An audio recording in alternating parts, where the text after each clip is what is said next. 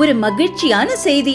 இதயம் நல்லெண்ணெயின் விலை லிட்டருக்கு ரூபாய் 105 குறைஞ்சிருக்கு.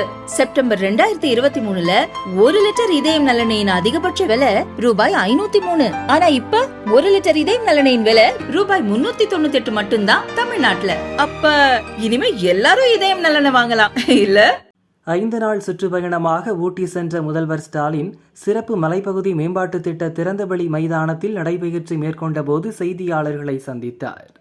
நான் போன பார்லிமெண்ட் எலெக்ஷன்லேயே இந்த பார்லிமெண்ட் எலெக்ஷன் அதுக்கு முன்னாடி பார்லிமெண்ட் எலெக்ஷன் போய் இடைவு காட்சிக்கு இந்த பொள்ளாச்சியில் என்ன நடந்துச்சுங்கிறது நம்ம தெளிவாக சொல்லியிருக்கேன். எலெக்ஷன் நேரத்தில் நாங்கள் ஆட்சிக்கு வந்தால் நிச்சயமாக உறுதியாக யார் குற்றவாளியோ அவன் தண்டிக்கப்படுவார்.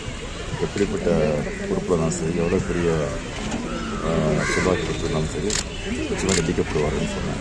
அது நடந்திருக்கு.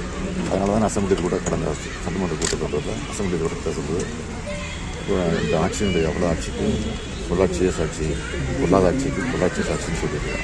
இதுதான் நடந்திருக்கு. ஆனால் உடனே பழனிசாமி எடப்பாடி பழனிசாமி இதுக்கு செல்வது தான் இதுக்கு காரணம்னு சொல்லிட்டு இருக்காரு.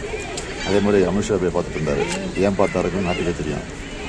100 நாள் திட்டத்துக்கு நான் சொல்லிட்டு வந்தேன் நிதிபதி சொல்லி, மெட்ரோ திட்டத்துக்கு நான் சொல்லிட்டு வந்தேன் சொல்லியிருந்தாரு. இந்த மாதிரி ஒரு அம்பக்கா ஒரு பொய் திட்டத்தை சொல்கிறது தான் பழனிசாமியோட வேலையாக இருக்குது. மக்கள் நல்லா தெரியும். அவர் தர்மாக்கூர் தெரிய நாட்டுக்கு தெரியாது. ஒரு கோமாளிங்க அவர். அதனால் விசுவாசப்படுத்த வேண்டியதில் நான் குசுப்படுத்த விரும்பலை.